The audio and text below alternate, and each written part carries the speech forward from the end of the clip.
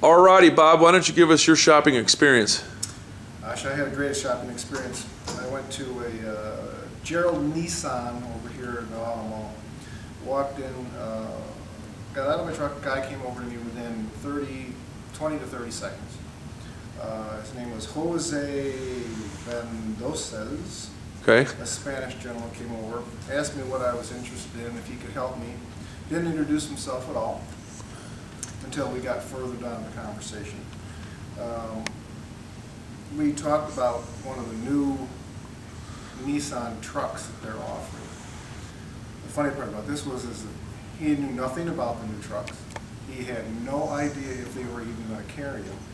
He had to go walk away, couldn't provide me with any literature, had no answers to this question whatsoever.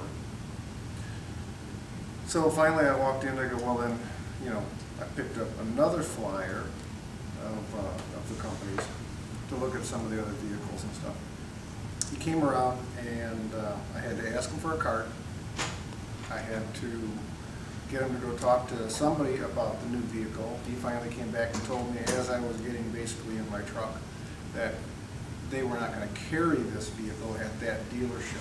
Wow. Yeah. So you ran into a new guy, basically, sounds like. It sounds like he was pretty new. But what did you learn that you'll never let a customer leave without doing what first? Well, I'll never greet him. Right. I'll never get a card or get the information from him. Uh-huh. And I will make sure that he knows that he is welcome and I have what he needs and I will have that information. Yeah, but he's going to touch base with somebody first before he leaves.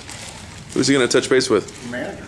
Right, he's going to touch base with the manager because the manager probably would have been able to better provide you with that information. He would have definitely told me something more than he did. Okay. I left not knowing if I could even see one of these vehicles other than on TV. Yes. Now let's hop back in our time machine to you told the class about a week ago, before you even knew you were going to be in this class, you were actually out shopping for real, not for homework. No, for real. Okay. Now tell me real quickly about that experience. I stopped over at a dealership. I've seen a used vehicle when I was shopping for groceries. I stopped in with my kids in the van, and I had an offer that I wanted to present to him. He told me that, well, as I walked into the dealership, the salesman actually bombarded me, just jumped right on me as soon as I walked in the door, didn't introduce himself for a couple minutes, asked me if he could help me. We talked for a little while. I told him what I was after. He really didn't help me, didn't really... So you didn't have a good impression from the get-go because he didn't properly give you the meet and greet, for one. Not at all. He did not make you feel important. He didn't welcome you. He didn't introduce himself and then ask you your name. Right. So from the get-go, and then he invaded your personal space, sounds like. He did. Right. So your immediate impression was this guy's not very professional. I didn't get that sense at all. Okay. Okay. So from that point in time, what happened?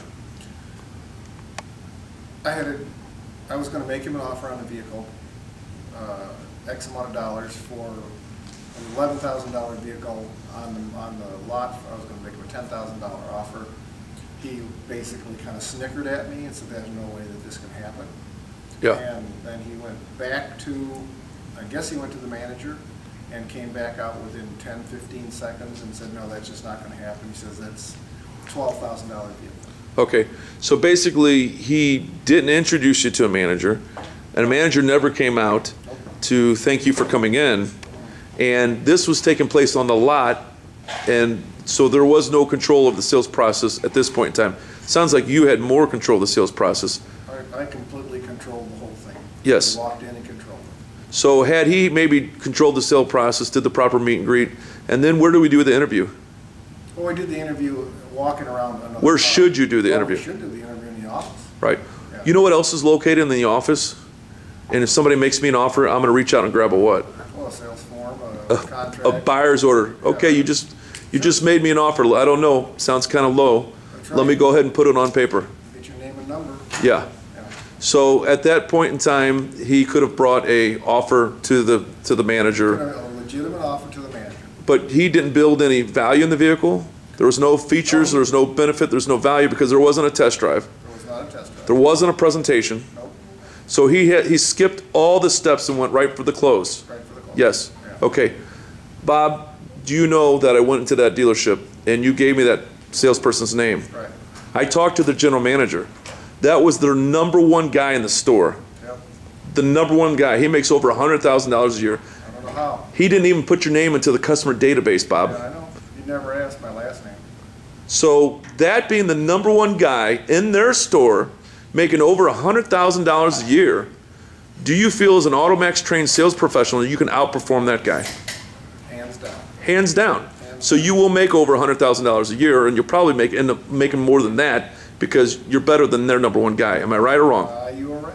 Based upon the fact of everything you've learned so far, correct? Everything that I've learned, I can see where he went wrong. So probably that #1 guy at that store could probably stand to sit through 3 days of training with me. I gotta go with you on that. All right. Yeah. Round of applause. Thank you, Bob.